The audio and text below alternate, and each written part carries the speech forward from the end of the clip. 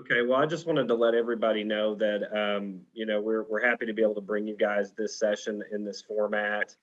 Unfortunately, we were not able to do it through CrimeCon, and I want to make something very clear. CrimeCon had nothing to do with what happened with the cancellation of the Cold Case Club. They did everything they could possibly do to continue the club. And I also want to make it very clear that Jennifer Buchholz did nothing at all to cause that club to stop. I have done nothing wrong. There was no confidentiality agreements that were broached or breached, I guess is a better way to put it.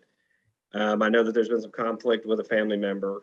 That family member, who I will not name, had at least three guests on the Cold Case Club. She asked them not to appear, and they didn't.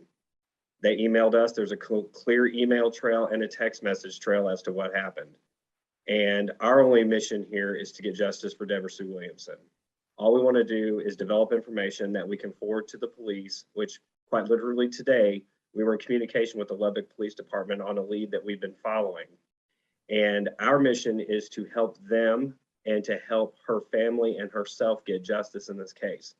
We are not going to engage in any more personal attacks.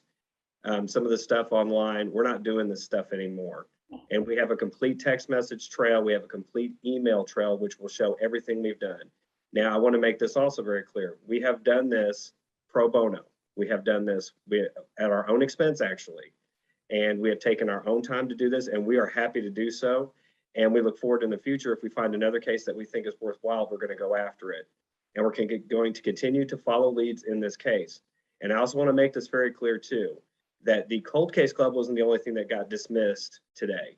We also will not be making a presentation on Deborah Sue Williamson's case, which means that literally thousands of people will not be exposed to it now. And that's very disappointing to me and Jennifer, and it should be very disappointing to everyone else, but it's a situation that cannot be mended. And I want to say this too about the experts who decided not to come on the Cold Case Club. We bear no ill will towards them. They're put in an enviable position of a family member asking them to do something. And so they felt compelled to do what they felt was right. And we totally respect that. But as that's the case, we need to move on. This is about Debbie. This is not about some petty whatever. And so I just wanted to make sure everybody understood that. And if anybody has any more questions about it, feel free to message me or message Jennifer. And with that being said, Jennifer, we have a fantastic guest who has a lot of. I want to interject one thing, actually two things. One is that we are still presenting at CrimeCon. That was not taken away from us, but we will not be presenting on Debbie's case because of this situation. Right. So we are reworking our presentation and we're going to do something different, and that's fine. The other thing, I want to give a huge shout out to my employer, American Military University, for helping us adjust to this situation today and agreeing to host not only tonight's session, but we have two more. And you can't see her, but one of my amazing podcast editors, Andy, is in the background helping us host this meeting tonight, taking time out of her evening, 7 o'clock her time, to sit here with us and host this. And she's going to help us with that for a couple more weeks too. So I want to thank AMU profusely for helping, making that offer to help us host this so that we could have Greg on, and then next week, Jeff Schaefer, our knife expert. So anyways, with that, we want to move on to Greg Laskowski, who's a veteran criminalist, but I'll let him introduce himself and give you guys a little bit of his background and his credentials and his experience. Good evening, and thanks for having me. Welcome. As you may know, my name is Greg Laskowski. I'm a criminalist with over 45 years of experience working both in the crime lab, working crime scenes, and consulting and teaching in forensic science. So my background is I worked for the Kern County Sheriff's Department in the crime laboratory as a criminalist for 10 years. Then due to a political decision, the laboratory was put under the umbrella of the district attorney's office. So I then retired finally in 2012 as the major crimes supervisor, which made me in charge of a number of things. It's like a chief bottle washer effect. I ran the crime scene unit, the clandestine laboratory unit, the firearms and tool marks unit, the drug identification unit, did the arson analysis, some trace evidence analysis. At one time I had a stint with our DNA unit. So I've kind of a jack of all trades, master of none, I suppose. Essentially, I'm a dinosaur. I don't think there are people with this background anymore. You know, we're very few of us that did such a variety of forensic science disciplines. I'm also a former commissioner of the Forensic Education Program Accreditation Commission, which is part of the Academy, American Academy. We certify or accredit colleges and universities that offer forensic science programs. And I wrote the crime scene standards for colleges and universities. One of the other things I'm a member of, I'm a retired fellow with the American Academy of Forensic Sciences. I'm a distinguished member with the Association of Firearms and Tool Marks Examiners. I'm a past president of the California Association of Criminalists. Where else? Oh, and I'm also the committee chair for the Science and Practices Committee for the International Association for Identification. And one of my other minor jobs was 16 years as a consultant for CSI, mainly the Las Vegas show, but also did some Law and Orders, Bones, Drop Dead Diva, The Mob Doctor, and some other shows that really didn't last long past their pilot stages. But I still do consult every once in a while for television. So that's about where I am. I feel like in reality, you should probably be about like 600 years old with that many years of experience. Yeah, I have a painting hidden away in my closet, and has a shroud over it. So. Oh, good. I guess, Greg, we had a meeting with you last week where we discussed some of the aspects of the case. I guess the first thing that we kind of want to get into is some of the evidence and some of the things like, we talked about maybe weaponry and stuff like that was used. Obviously, there was a knife. The first thing that we talked about that you took it seemed like a keen interest in was the garden hoe. And I said it right that time. I didn't say backhoe. So Greg, we know that garden hoe was located somewhere near the back door. Why was that such an interesting object for you? Well, not having seen the garden hoe or having any point of references of the garden hoe other than it being mentioned and the possibility that it was used to inflict damage to the kitchen window. And it seemed that probably the bladed end was the effective part because it seemed to have taken a slice out of or a sliver of wood as it passed through the window. So whether this was used as an initial weapon or just something to possibly stage the scene and make it seem that somebody tried to break into the house, those are it's supposition on my part, so I don't know. Again, the garden hoe is not available. I have not seen it, so I don't know what its exact history is or will be in this regard. However, if it did play a part in a crime scene, and if it was used by the assailant, then there are some things that are still possible or information to glean from it. One is, they did say they processed for prints, but back in that day, I think all that was done was, dusting for latent prints with black powder, latent print powder. Today, that garden hoe could be processed using cyanoacrylate ester fuming or super glue fuming, and then processed with a variety of fluorescent stains that still might work on a print of that age. So that's a possibility. The other thing is that the garden hoe, particularly the handle part, one would think could be processed for touch DNA using vigorous swabbing techniques and extraction procedures. You probably would get a mixture, no doubt. But if you do have a mixture, if you could then get DNA from samples from known individuals, you could then possibly have enough to put into CODIS. So as far as the garden hoe, that's the only thing that's left with it. Greg, and just a quick follow-up on that. What do you think the chances are, or even the possibility that the garden hoe may have actually been used as a weapon in the commission of the actual attack?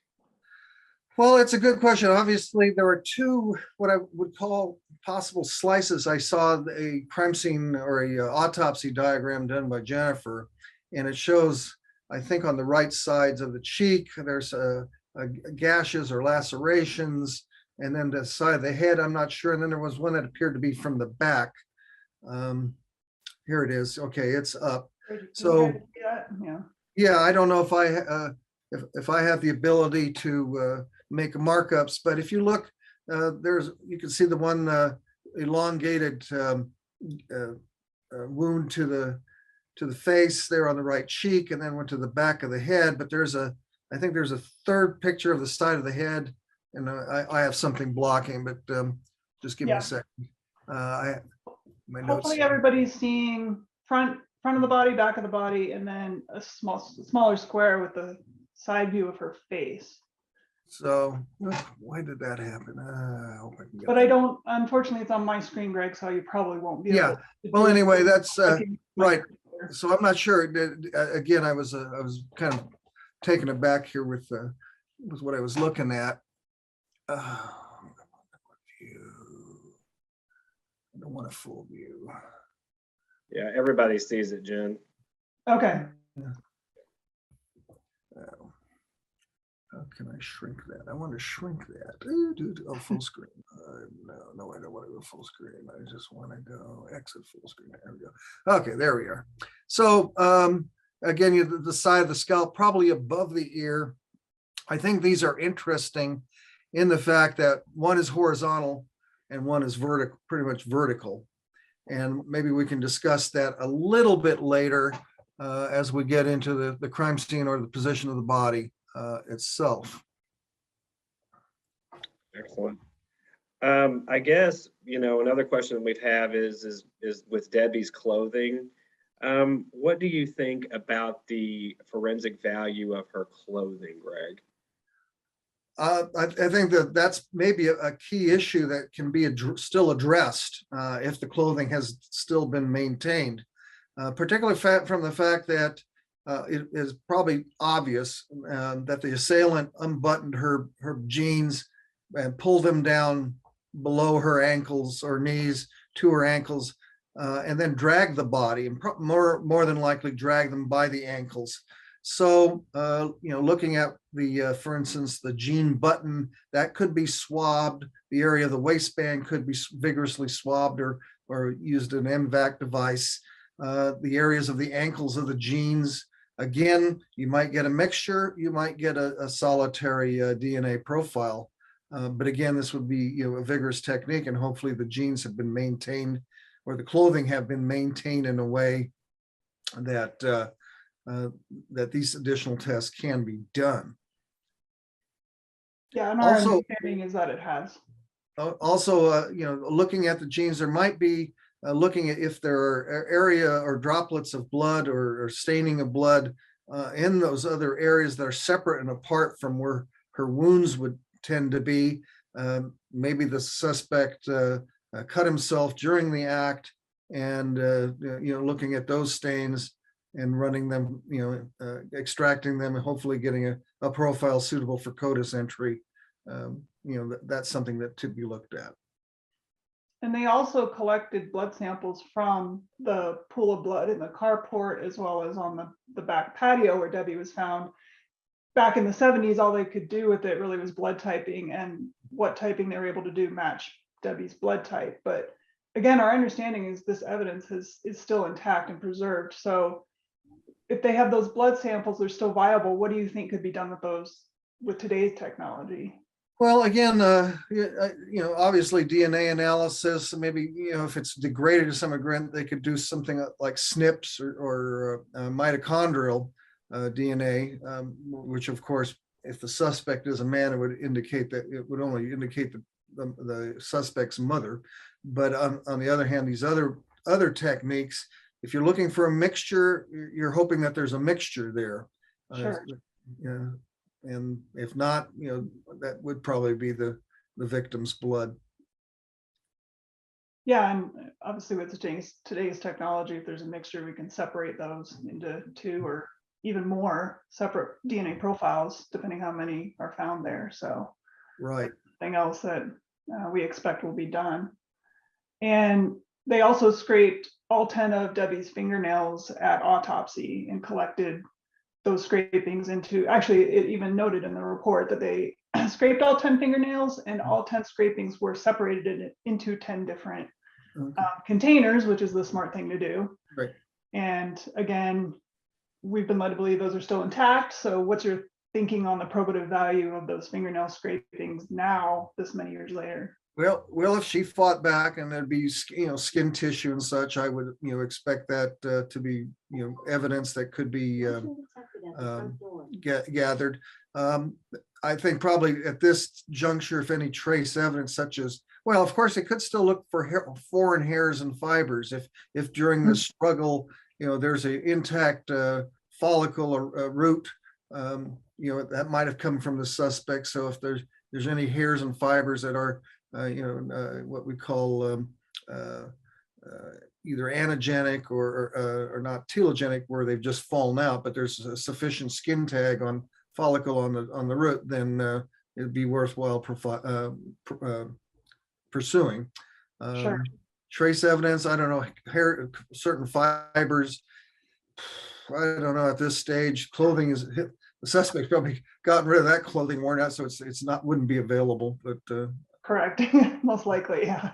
but you might get a profile, some kind of polyester, or something, if it's a, other than maybe a cotton fiber, might be, indicate maybe a type of shirt or garment. That's true. Yeah, trace fibers found on her clothing even today would give a clue maybe about what the killer was wearing at the time that they attacked her. So that's actually something I hadn't thought of. Hey, Greg, something else that we've speculated about is that the killer may have actually gone into the home and maybe cleaned themselves up, and there may be towels left over that the suspect may have used to clean themselves up. And I'm not talking about like cleaning the blood off, but maybe possibly took a shower, just washed off, and then used the towels. There were a couple towels that were found in the hallway that were kind of out of place, and also towels were mentioned in the bathroom that seemed to be, I guess, suspicious to a degree. What do you think, from a forensic standpoint, what value do you think those towels could have if they're still in evidence? Again, as with the clothing, here the person is just would rigorously dry themselves off. So one would hope it'd be rich in that DNA. Again, possibly a mixture, depending if, is it a fresh towel versus a used towel? Did someone in the house use a towel prior? But again, if you eliminate the husband and the wife, that probably only leave the suspect as the viable alternative. Yeah, absolutely. Well, when we talked to you last week, we were also talking about the back alley on the south side of the property and the fact that police found a tire track back there. And unfortunately, there's no like overview photo showing exactly where in the alley that tire track was, but the photo that they did collect is actually pretty detailed. And I think a lot of our audience members have heard us talk about it before. We've narrowed it down, and it was probably from a Uniroyal Tiger Paw type or make and model tire, which was very common on passenger cars and muscle cars back then. So whether that helps us narrow down anything or not, I don't know. But what we do know is that it did not belong to the trash truck. Okay. That tire track definitely was not from the trash truck that would go down the alley every week. My cursory examination of that Tiger Paw tire was that it was what I call it was an original equipment manufacturer tire, probably for one car only, and that was a 1960s model Pontiac GTO. The victim's vehicle appears to be a Plymouth Duster. Yes. And the suspect, the husband had a Buick Skylark, if I believe.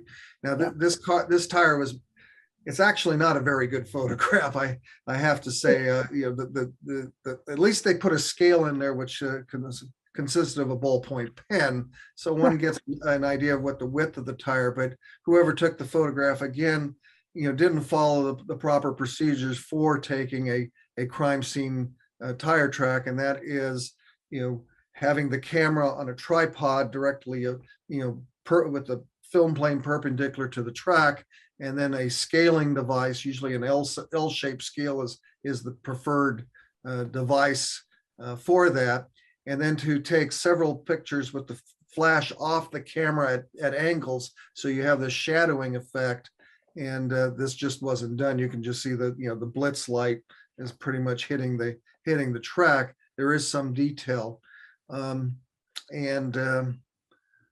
the only thing I looked at the tires. At least I could see the one front tire on the victim's car, the Duster, and it had a 6-groove tire tread, and so did this particular tire. But that, like I said, the Tiger Paw was a popular aftermarket tire. Yeah. And, excuse me. No problem.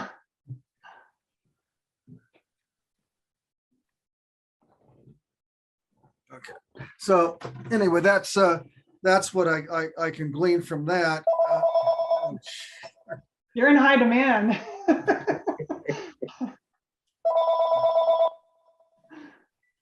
Call from 9256 No, come on, stop. 5970. There we go. Junked. I hate those calls. Yeah, it's about that time. It So anyway, it's it was probably very popular aftermarket tire. I remember as a kid back then, when the Tiger Paw commercials came on, they were kind of interesting with the car with the tiger legs on them, and so you could see how good marketing would make them popular. Yeah. So What led you to feel that it's more likely the 60s model GTO over any other muscle car or passenger car? No, only that it was indicated from some research that it was the what they called an original equipment manufactured tire for that car. Okay. So these, I'm going to say that these are probably aftermarket tires. So. Okay, understood. So the GTO came with the Tiger Paw standard. Yes. On any of those models, but on other vehicle models, this would have been an aftermarket. Right, and I don't think it. The GTO was a muscle car. I don't think it would have a narrow track tire, such as this is indicated in the photograph. Okay, understood. I guess, Greg, something that we've talked a lot about is whether we kind of wanted to get a differentiation between staging and posing. A lot of people ask us this question: was she posed or was she staged? And so we kind of thought it would be good to have you give us a kind of an explanation as to what those two different things are and what you see in this case. All right. Well, it's simply posing versus staging. Posing is where the assailant is going to, for whatever reason, put the victim in a certain position. The position could be to gain access to something. For instance, if you had a wallet in the back pocket, you're lying on your back and you flip the person over, even though you're not necessarily intentionally posing them to get the wallet out, you have now, moved the body. You're not, unless you're removing the wallet to make it look like a crime scene or a theft, then that's staging. You're making the scene look something other than it is. But for in this instance, with removing the victim's clothing and moving it into an open area, that is posing. Staging might be an instance where we have the hoe going through the window. Why did the hoe go through the window? Was it used as a weapon, or was it made to look like as if there was a break-in? And then, but if the back patio door was open or the back door was open, doesn't make sense, But again, that would indicate staging, what's going through the mind of the assailant or the suspect in that case. Do you think she could have been partially disrobed in an effort to stage it as a sexual assault? Like, could it be a combination? It could. There's that's a possibility. You can't overlook it. But obviously, I don't know. Depends. Back in the 70s, I don't think anybody knew what how sexual assault cases were worked back in the 70s, as opposed to today with all the television shows going on. People are pretty aware what physical evidence is gleaned from the act. So what do you think, based on your experience, what do you think the most likely reason is that the killer stayed on scene, took this extra immense risk, to stay on the scene, go into the actually most well-lit area of the property and work to, I'm sure it took at least a couple minutes to work down Debbie's blue jeans and get her shirt up and all that. What do you think was the actual purpose behind all that? Well, my feeling is in this instance that the killer knew the victim. This isn't some stranger rape murder situation, in my opinion, because the perpetrator followed the victim to the car and began the process either just before they get to the car or in the carport between the car and the carport. So now the scene is limited in focus. It's limited in width. So the killer just could only basically move forward when doing the attacks. And I think if we can go back and you can bring up the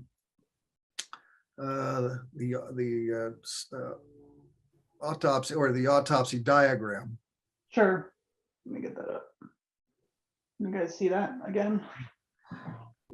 If you look carefully, you have on her back, you have 1, 2, 3, 4, 5, 6, 7, 8, 9 vertical stab wounds, 2 to the back of the arm, several in the upper back.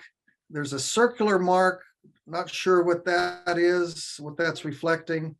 And then all of a sudden on the back, we have at the lower part of the back, or the mid portion of the back, is 3 horizontal stab wounds. Now we know that she was attacked, and we probably, and you can see there's also a big horizontal gash to the back of her head, and then one forward on her vertical on her cheek. So the opportunity and the limited motion of the stabber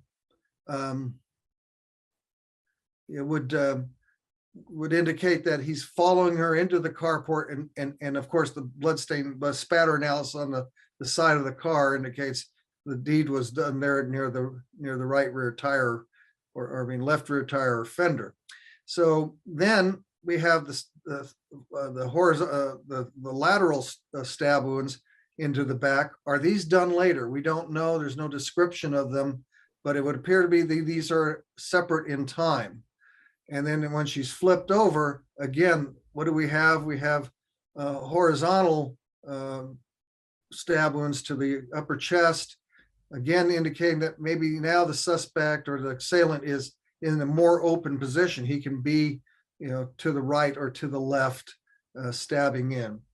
So that's my take on this. Greg, as far as when you look at the stab wound pattern and you look at the facts that you know about, that you know about this case, as far as the injuries to her, can you even assess, like we've noted before, that she didn't have any like real defensive wounds to her hands? Like it didn't seem like she grabbed the blade. A lot of times a victim will grab a blade even if they're being stabbed. Can you assess the amount of like how much she might have fought back, or is it even possible with the limited information we have? Well, if she was struck in the face, maybe initially, I don't know, because those wounds to the face, there's not a real good description of them, but they're not fatal, and they wouldn't debilitate her. But if she's rushing toward the car, and now she's trapped between that carport and her car, the action is now on the assailant's part, moving forward and striking her in the back. She's defenseless. She can't move. I think these other wounds to the front of her are probably after she's been pulled out away from the carport and onto the porch. So they would be more like, I guess the term would be more like finishing moves. Yeah.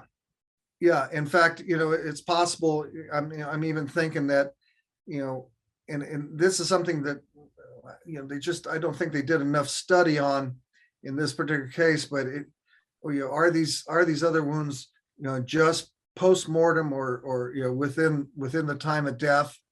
And if she was dead and not pumping blood, then you wouldn't expect a large amount of spatter, as she's been turned over, and those other wounds applied. Greg, how common is it for a killer to move a body? We've kind of gone back and forth about this. We've covered a lot of cases where the victim wasn't moved at all. Talking to you the other day, you said that that is a little more common than we might suspect. But in your experience, how common is it for a body to be moved? In these type of what I call, assault murders, where it's really personal, it's probably more common than it's just simple a murder like a hitman job or a gang related shooting, that type thing. But if there's an interpersonal relationship between the individuals, or the individual has just some kind of fantasy with regard, especially a psychosexual fantasy of murdering and degrading the body or humiliating the body, then it's very common for them to move the body and position it. I don't know what you think of this idea. This came to me recently and we haven't talked about it in depth, but do you think there's a chance that this killer moved Debbie into the most well-lit area of that backyard so that they could then leave the property but still see her, like from over the back fence or something, I'm not going to go into detail on the sexual act, but do you think that could have been a reason? It's quite possible that once the murder was occurred, not only maybe is he wanting the victim to be exposed in this manner and made look in a poor light, but if the husband is not involved in this, then it may be an attempt to make him feel horrible, because he's going to eventually come and discover, or somebody's going to discover the body. He's going to see the body, and then if law enforcement arrives, this may be just the prime opportunity for him to be in a position to watch from someplace. Mm-hmm. That's a possibility. Mm-hmm. Yeah. I remember the other day when we talked to you, you told us about one particular homicide, which is a different cause of death. It was a strangulation, but you were telling us how the ligature was retested with new technology. And that's how they were able to identify the perpetrator. And I believe that this was a strangling that occurred in 1978, you said. Can you tell our audience a little bit about that case? Sure. It was 1978. It was probably my first homicide investigation that I was involved in as a criminalist. I didn't go to the scene back then, but I worked in the laboratory, looked at the physical evidence in the case. The case involved a young lady who was the chili cook-off queen of Rosamond, California. Rosamond is an high desert area where Edwards Air Force Base is located. So if anybody knows the movie The Right Stuff, they might have a familiarity with that region. She lived in an apartment. I think she had just graduated high school, was going to go to college. She lived in this apartment by herself. She did have a boyfriend, a steady boyfriend. He was the son of the substation sergeant of the sheriff's department. They were seeing each other, and they obviously had a relationship. So she was found in her apartment, strangled, laying on her bed, naked, with her socks that were knotted together and tied around her neck as a ligature. And so years later, we processed the bed. We obtained some stains on the bedspread, and of course, there were some stains that would indicate they came from the boyfriend. At that time, we could only do ABO typing and some enzyme typing. At those times, we did PGM, esterase D, EAP, esterase, erythroacetate phosphatase, some other enzymes that would you could maybe get a profile of 1 in 10,000, 1 in 30,000 if you're really good, as opposed to ABO, which, if you have an O, it's probably almost half the population, or A. So we did that, but nothing ever came so for 20 years, this case was unsolved. I thought at one point I had one clue to tie the suspect to the case, and that was I was looking at the trace evidence from the house, and I keep finding these dog hairs, and they were consistent with the Doberman hair. So I said, you're looking for a Doberman, someone who had a Doberman pinscher. Well, the previous tenants of the apartment had a litter of Doberman puppies. Oh my gosh. So yeah, so that kind of evidence just disappeared. Wasn't of use. But anyway, 20 years down the line, they kept looking at this one guy. He lived across the street. Said he never was in the apartment, and that's the interesting thing. He denied ever being in an apartment. Well, the ligatures were processed, and I mean, I remember the criminalist who worked in our DNA section rigorously scraped it with a metal ruler and then concentrated the material from it and got a good profile. And then one of the other stains on the bedspread was also came back with the same profile. And turned out this guy had been arrested for sexual assault before, but was never tested, his DNA never collected. He worked as a band instructor for some high school in Sacramento, which is, several hundred miles away, total new life. But again, he denied being in there, but he gave a sample willingly, and he was linked to the crime and ultimately convicted. Yeah, that's what we hope happens in this case. Or something similar. So it's just a lesson that, Yeah. the clothing will play a key part if it's been properly preserved and it can be analyzed. Yeah. Greg, what do you think about, like, just from looking at this case, how much premeditation do you think went into this murder? Well, we know that the knife was not taken from the house. It wasn't Correct. it wasn't part of the cutlery set or a dinner steak knife set or kitchenware set from the house. So the suspect brought the knife with him. From what I understand about the knife, it's a military style knife, which means that it's has to be sheathed. It's not a folding knife. So unless you have a job where you are going to carry a knife of that sort, then maybe you have planned to use that knife either as an intimidating weapon, and maybe something went wrong, and so between the victim and the assailant, maybe she recognized it, or she obviously tried to get away. What is interesting to me is that she seems to have been drawn out of the house for some reason. Where was she going? Because she had her purse. The purse is missing. Where is it? Where are the contents of the purse? Yet the keys are there. The back door is open. So she came out of the house. So she either knew the person, or the person was in the house and she decided to escape or to leave. So those are just things one might consider. Well, one thing I want to point out is that she had her purse and keys. She also took the time to pick up her crossword puzzle book. And to us, that's been a clue that I don't think she was leaving the house under duress, because I don't think she would take the time to grab that too. I don't know what your thoughts are on that. Well, if a crossword puzzle book would make it that she wasn't escaping from the house. She was planning to leave. Mhm. But all right, is the back door is open. Did the suspect go back in? Right. That again, like the towels would raise an issue, because if she was ready to really leave and get in the car, she would have locked up the back door. And I think there's a key there at the scene, but I'm not sure what relationship that key has to the residence. Yeah. It was made clear to me. It was her keychain that she carried with her, and it had 8 keys on it. So those 8 keys weren't there's no description of what each key went to, but I think the logical conclusion is that that's her regular keychain. It would have had her car key on it, her house key, probably a key to like her parents' house and whatever else, Doug's car. Yeah.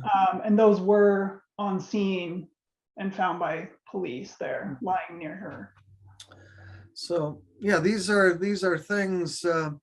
She obviously at some point made the move to rush to the car. Yeah.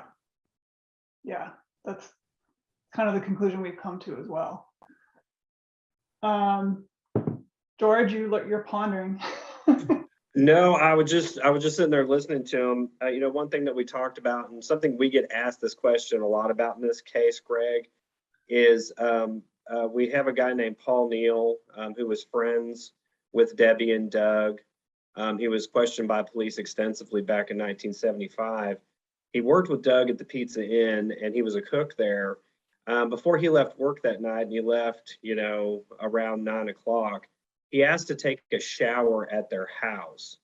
And we get asked this question a lot, how unusual of a request is that? And to my knowledge, and we've asked a lot of people this question, we can't find anybody just in life in general who would ask to take a shower in this manner.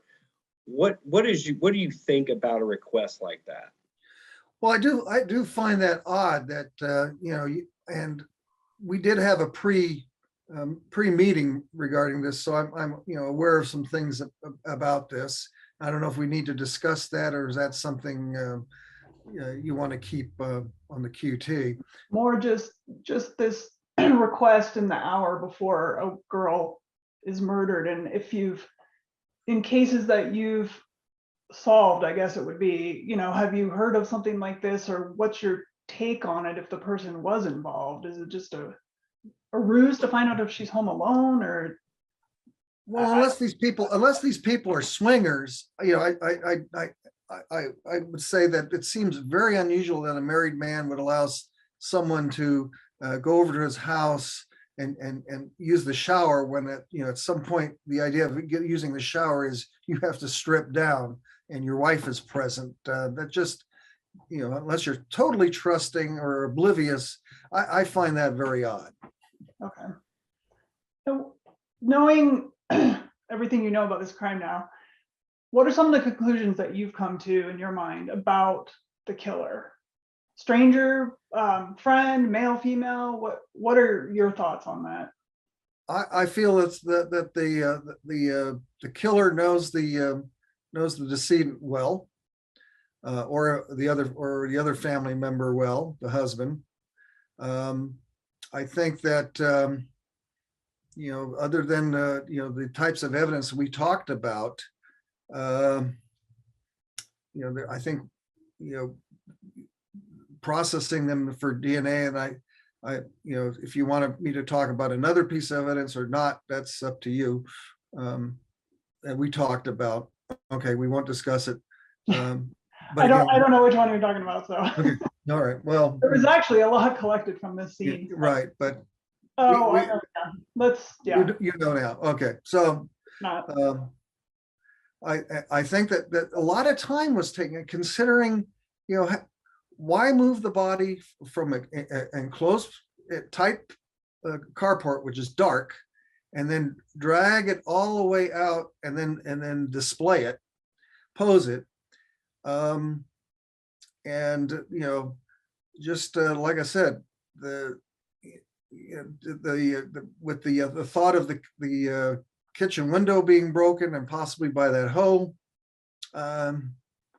it just adds to the inner workings of the mind of a killer. Right. What always strikes me about a killer staying on scene any longer than necessary is that there's obviously some kind of compulsion or something Necessity. leading Or them to make that necessity, decision to take that risk, and that risk is actually more important to them than getting caught. The stabbing only probably took seconds. Right. With the initial, what I call the initial stabbings. The other stabbings, again, the clothing would need to be looked at to see, how the clothing was positioned on the body in relative to the stab wounds. That would give you another clue what's going on. Sure. Before we go to Q&A, is there anything else that Greg or George that you want to bring up? Okay. Let me open this Q&A here. Okay, so Deborah's asking, is there any way to get an approximate height of the assailant based on the stab wounds inflicted to Debbie? I don't believe so. It's how the position of the, was she pushed down when the stabbing occurred? Did she receive, a blow prior to the head, or are there some bruises that would indicate, that he hit her, and then somewhat disabled her? it's hard to say. I don't think we can probably get an idea what the height is, given the fact that, we know that at least if she's upright, and again, stabbing scenes are not static. It's not like that autopsy diagram. People are moving, people are bending and turning and twisting. So I don't think we can get an idea of height. If her body was ever exhumed and they could examine her ribs for the knife marks or injuries, would that provide any more insight into this? Or only if you had the knife. If you could, if that knife did penetrate bone or perforate bone, and there's a good area where it could be cast, and then the casting could be looked back at the knife for tool marks. That's a possibility, but you have to have the knife. yeah, because as our audience will see next week when we have Jeff on, he's going to discuss this in a lot more detail, but he is certain that some of those injuries, the knife did, penetrate or hit her ribs, and which prevented the knife from being plunged deeper into her for some of those injuries. Yeah, So it could even be that that her spine was even struck. So because there's that odd circular wound in the lower back, and that's kind of interesting. Yeah, for sure. Let's see where we have George. I got a question from Cameron. Okay, so Cameron was asking about the height of the killer as well. Also, if the killer attacked from, oh wait, my question just disappeared. Okay. One of his disappeared on me. Could the killer attack her from the front, or more than she knew the killer? Okay. I guess what is more likely, that the attack started from her front or from her back? Well, we don't know what relationship those facial wounds are, because one is to the side. Now, is she turned, or is her head turned? That's I can move my head back and forth, swivel it. The head swivels to a degree, and of course the body turns. So one is horizontal, one is sort of vertical. That's kind of interesting, but if you can see that from, in that carport down at that left rear tire, that the blood spatter doesn't go up very high. So she's down there when she's receiving those stab wounds, and that makes me think that the killer is behind and over, and has a very limited strike position, and that's why those other wounds, those lateral wounds that we see, seem to think that may have been as a result of her being pulled out of the carport, stabbed again, repositioned, stabbed again. I mean, it would be interesting about the ones to the armpit, that if those are two there, or just resulting of pinched skin with the arm close to the armpit, and then the knife penetrating or perforating the skin. And Greg, as a follow-up to that, Cameron wanted to know, basically he wanted to know the difference between when a killer uses a knife versus a gun or some other weapon. What are some of the reasons why a person would use a knife and not a gun? Well, one, if you're proficient with a knife, then that may be your weapon of choice. I mean, a lot of people don't know this, but Doc Holliday killed more people with a knife than he did with a gun. He was very proficient with a knife, where he would, where not. The other thing is, a gun makes a sound, a knife doesn't.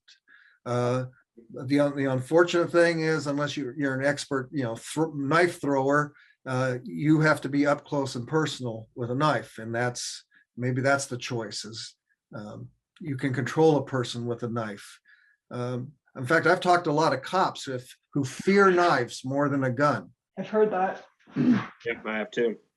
I've heard that. We also wondered if maybe subconsciously this killer wanted to make sure Debbie knew who attacked her and killed her. Whereas, so if you say you were in that empty lot across the street from her carport or something and fired a shot at her and killed her that way, she never would have known before she died who did that. Right. So maybe the killer had that in his mind too. This makes it personal. I think so. Like I said, you bring this is a fixed bladed object. It's probably about 7 to 8 inches long. It's a combat knife. It's a tactical knife. It's being used is to kill. Yeah. Michelle's asking about how much force it would take, or maybe strength, to drag 120 pounds or so across concrete.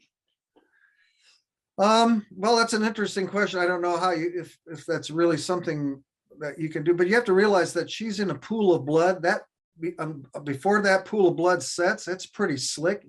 I mean, that's why sometimes killers, when they're using a knife, and they get bloody, that's how they get cut, because they can't really get a hold of it. The knife becomes slick. So it's like dragging someone through an oil puddle. They become slick. Makes it easier. So it's not it makes it easier. Mm-hmm. Okay, so there's 2 people who asked this question. What are your thoughts on 1 versus 2 perpetrators being involved in this murder? I don't think this is it is a good question. And one of the questions I thought was, as I looked at the scene photos, one would think that one would see footwear tracks, an outsole pattern of some sort, with all the blood and the dragging and such. But if the guy was behind and then was able to pull her out, and there's an area where you have pooling by the car, then the drag marks, which have less pooling, then pooling again, he can step around the blood before it forms and do his dirty work. Yeah. And then there's a question about which none of us can really come to any conclusion on right now, but do you think others had knowledge? And actually, I'm going to answer that, because one of my old adages is that nobody commits a murder 46 years ago and hasn't told somebody. So we are convinced there is at least one person out there that knows what happened and who this perpetrator is. And I'm not trying to be vague on anything we know, because we don't, but that's just in general, when it comes to murder, that's my personal philosophy, that you don't go that many years without leaking something out to somebody. Yeah, I think there's some tells that seems to be odd that after this time, I really think that this person probably has mentioned it, or has given a sign as to that it happened, and somebody's not speaking up. Yeah. Jen, we've got 2 or 3 people who've asked whether Greg believes it's a male or a female that perpetrated the crime. I would find it odd, and it's only, maybe call me sexist or generationalist or something. My generation is, I don't see female. I mean, back in that day, I don't see females carrying a military style knife. It would have been a knife they would be familiar with a kitchen knife of some sort, if they were to use it. This is a specialty knife. I don't think a female. We have to think back in the terms of the day, and not today. Yeah. And I think we talked about this last week too, George. I mean, my personal feeling is usually if it's a female on female, there's a jealousy aspect, and the attacker, basically a woman's good looks are representative of that jealousy. And so I would have expected a female attacker to go more for her face, even post-mortem. And also I wouldn't have expected them to leave her face up with her genitals exposed, because that's what you're jealous of. That's just my personal opinion. But Jennifer, I agree with you 100% for sure. We have one question here. I thought the guy who asked to use the shower was going on a date that night. Do we know if he did go on the date? And I'll answer that one. He did go on the date later that night. We have extensively interviewed the person that he went on the date with. And at some point, we'll probably share some of the things that we learned about that conversation. Right, Jen? Yeah, just not right now. Just not right now. There's 2 questions here that kind of tie into each other. One person is asking, Bernadette is asking about motive.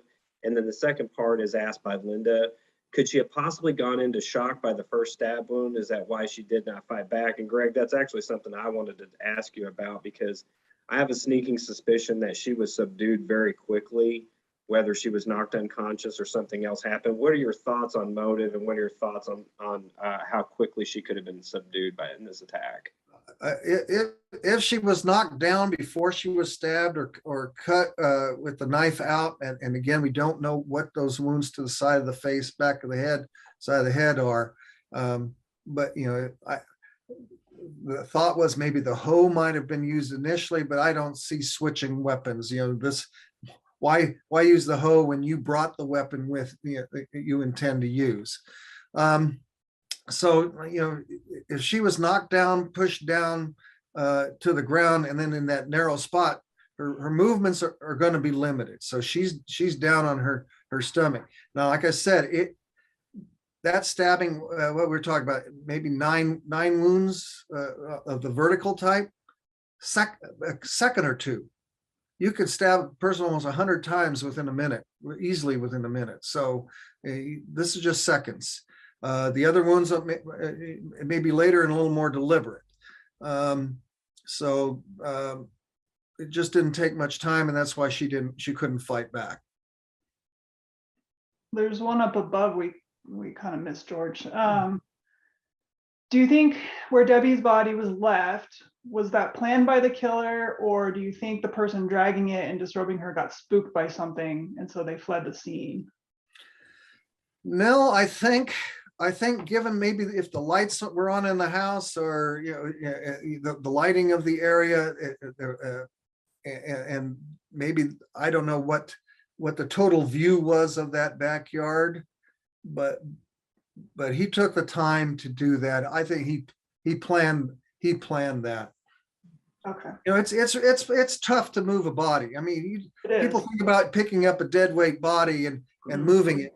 That's why it was dragged, because he's not going to pick up a bloody body and have it just drip blood all over him unless he's really nuts. But so this dragging and then positioning and taking the clothes off, this took time, and I think she was deceased when that happened. Also, when you look at I didn't see any, and the pictures aren't that good on the patio, but if she was still alive and if she took strikes to her lung, she'd be aspirating blood, which are her whole type of a bubbly type blood spatter, blood stain pattern. I don't see that at the porch. And in the carport, that's just, that could have been covered up with just the tremendous amount of pooling from the stab wounds, the multiple stab wounds. Right. So that kind of answers Amber's question about, which location did she probably die at? I like the next question from Deborah Lewis. Looking at the scene with your experience, do you think this is the assailant's first time, or that he had likely done this before? Or maybe also too, Greg, could you just speak to how, was this a sophisticated crime? Sophisticated, no. On the other hand, I'm not a profiler, so I don't deal with the psychologies of the people that commit these crimes. Could this be a first crime? Yeah, it could be. A second crime,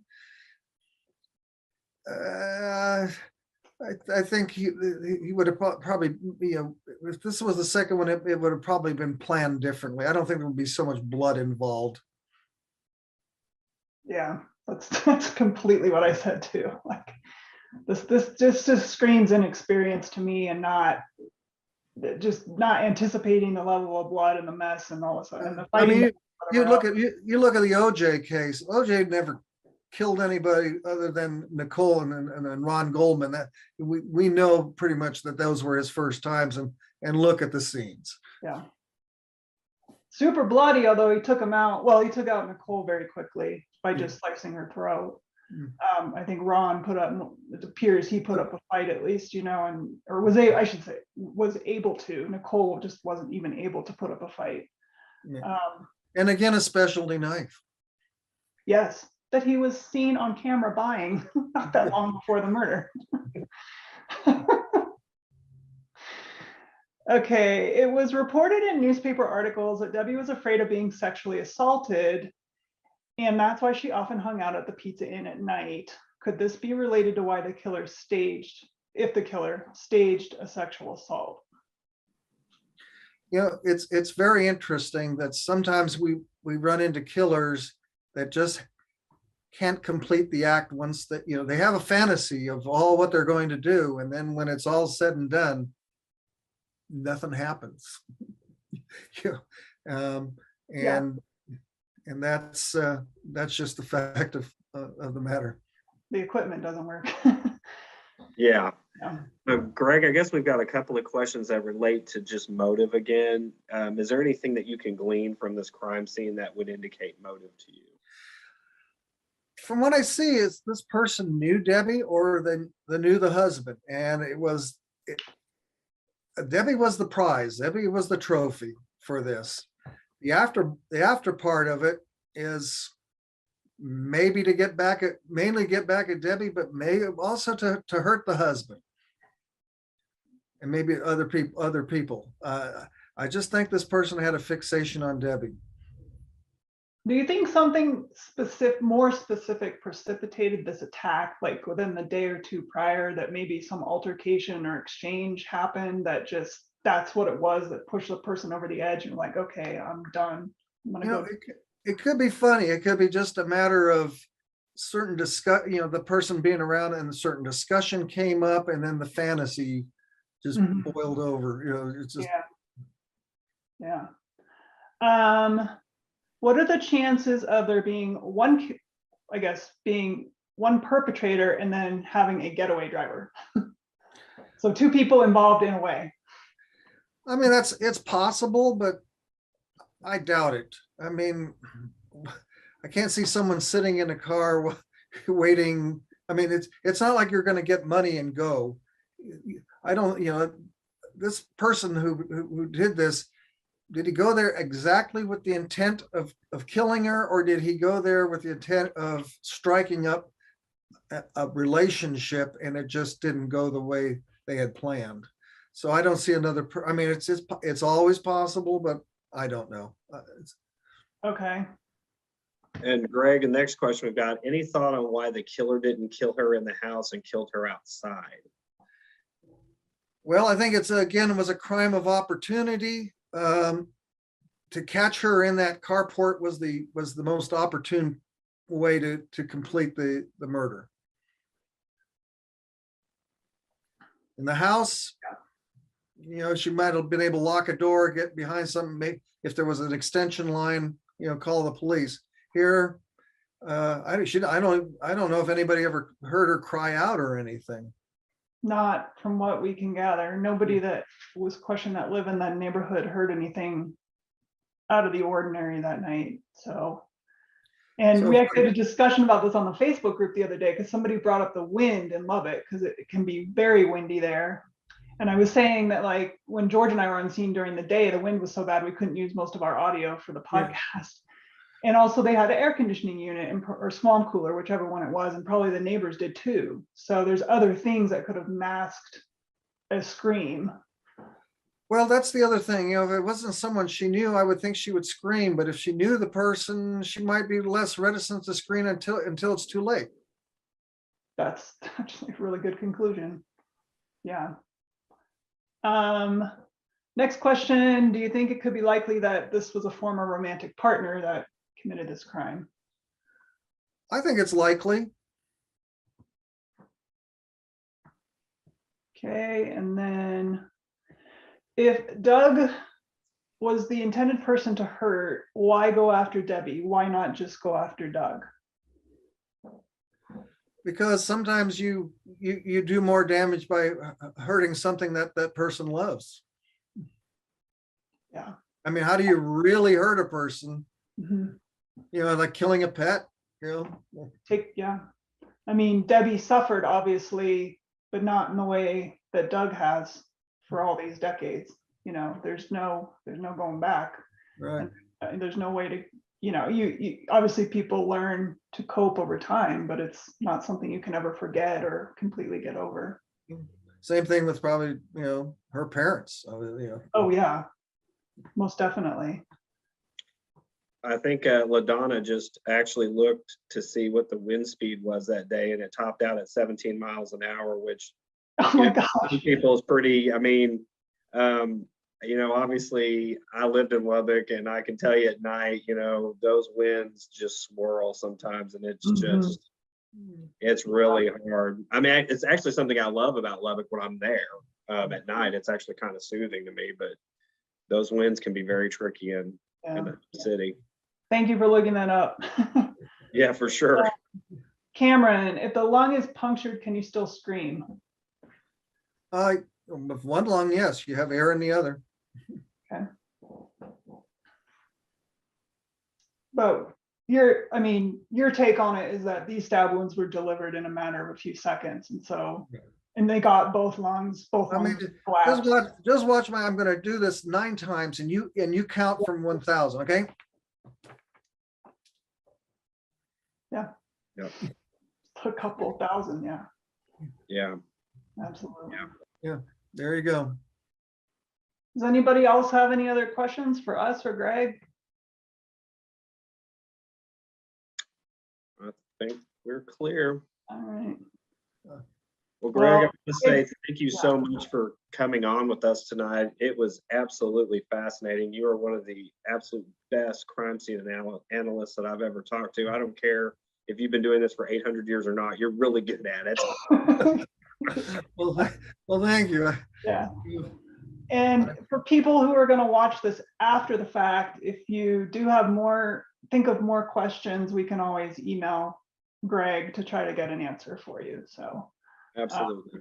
Okay. everybody knows how to get a hold of me and George, so you can do that. But we're going to be back next week at the same time, Tuesday, 7 p.m. Eastern. We have Jeff Schaefer, who you've heard on me and George's podcast, but we really wanted to bring him on video with the type of dagger that he thinks was used in this case, so that you guys can actually get a good visual. And he has some really interesting insight into how you can conceal different types of knives and stuff like that. So we have a really interesting conversation coming up with him. And then our plan is for the week after that to just do a big roundtable discussion, Q&A, whatever people want to talk about with regards to the case. We can go over everything then. So, and thanks for all of you that joined us tonight. We really appreciate it. Yeah, thanks a lot. Yeah. All right, everybody. Take care, Greg. Take care, George. All right. Goodbye.